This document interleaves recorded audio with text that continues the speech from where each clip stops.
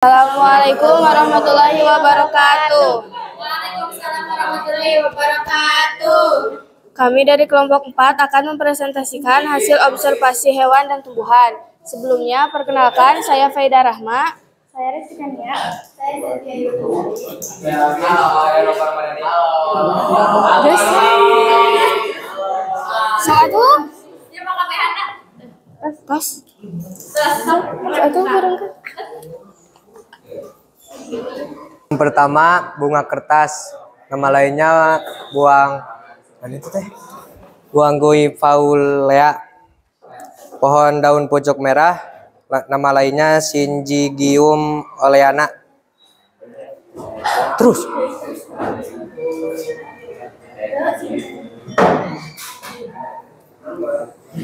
Yang ketiga, Sansevieria trispiciata. Nama lainnya Dracaena tripipas.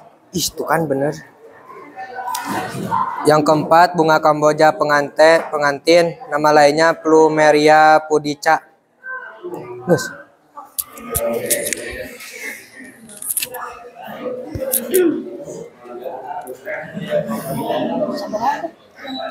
Yang keenam, tanaman cabai rawit. Yang kelima, tanaman cabai rawit dengan nama latin Capsicum annum birdseye. Yang keenam, tanaman serai dengan nama latin Cymbopogon citratus. Yang ketujuh, pohon durian dengan nama latin Durio zibetinus Murr. Yang kedelapan, pohon kelapa dengan nama latin Cocos nucifera. Yang ke-9, pohon pepaya, Carica papaya L. Yang ke-10, bunga baby blues eyes, nama latinnya Nemophila meziesi. Yang ke-11, puring dengan nama latin Codiaeum variegatum. Yang ke-12, pohon pinus dengan nama latin Pinus mercusi. Iya Kak, 13 berarti. Yang ke-13, calincing dengan nama latin Ocalis corniculata L. Yang ke-14, kembang sore dengan nama latin Abutilon indicum. Yang ke-15, rumput odot dengan nama latin Penicetum pur. Ulat memakan daun, padahal tumbuhan memerlukan daun untuk proses fotosintesis.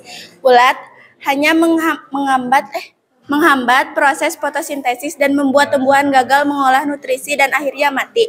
Ulat dan daun hanya ulat yang diuntungkan, sementara daun dirugikan.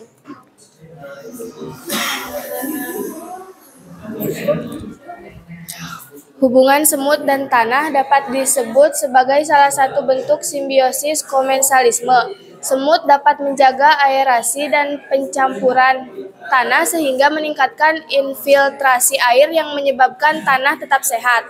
Semut membentuk simbiosis dengan serangga lainnya, tumbuhan maupun fungsi. Banyak spesies semut yang juga aktif menyebarkan bibit berbagai jenis tanaman. Kelompok semut ini membuat sarang di tanah. Tanah menyediakan tempat berlindung bagi mereka. Sarang-sarang ini dikenal sebagai gundukan tanah dan memiliki banyak ruang di dalamnya. Ruang-ruang ini terhubung melalui terowongan, meningkatkan konektivitas antar ruang, berarti lebih banyak interaksi sosial di antara semut. Jumlah terowongan yang lebih banyak juga menunjukkan lebih banyak makanan yang tersedia di sarang untuk koloni. Semut dan tanah sama-sama saling menguntungkan karena semut bisa berlindung diri di dalam tanah dan untuk menyimpan makanan, sehingga tanah mendapatkan afiltrasi air supaya tanah subur.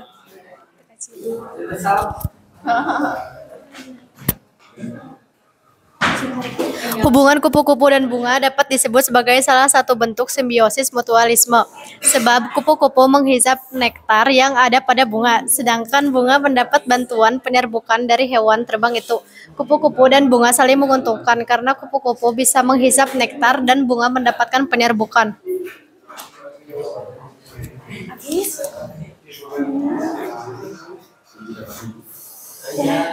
3 Hubungan laba-laba dan daun dapat disebut sebagai salah satu jenis simbiosis. Komensalisme laba-laba membuat jaring untuk menangkap mangsa, akan tetapi semuanya mampu menghasilkan benang setara sutra, yakni membelayan serat protein yang tipis namun kuat, dan kelenjar disebut spinner yang terletak di bagian belakang tubuhnya. Serat sutra ini amat berguna untuk membantu pergerakan laba-laba berayun dan satu tempat ke tempat lain. Menjerat mangsa membuat kantung telur melindungi lubang betina dan hati. Laba-laba dan daun hanya laba-laba yang diuntungkan, sementara pohon itu tidak diuntungkan dan tidak dirugikan. Ya. Hubungan belalang dan rumput dapat disebut sebagai salah satu bentuk simbiosis parasitisme.